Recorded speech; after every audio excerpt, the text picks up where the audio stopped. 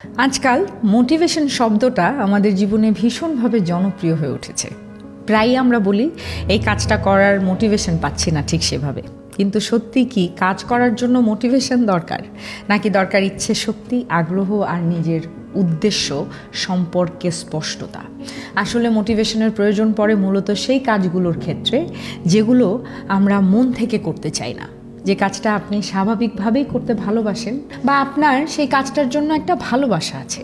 সেখানে আলাদা করে মোটিভেশনের দরকার হয় না, কারণ আগ্রহটাই আপনাকে চালিয়ে নিয়ে যায় অনেক দূর।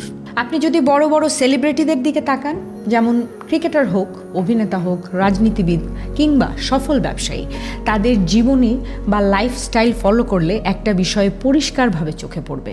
তা হলো তারা যে কোনো পরিস্থিতিতেই অটল থেকেছে, বারবার ব্যর্থ হয়েছে, ভেঙে পড়েছে, তবু আবার ফিরে এসেছে আগের চেয়েও বেশি আত্মবিশ্বাস নিয়ে। পথের বাধা তাদেরকে কখনো থামাতে পারেনি, বরং সেই বাধাগুলোই তাদের শক্তি হয়েছে, তাদের এগিয়ে যাওয়ার জ্বালানি হয়েছে।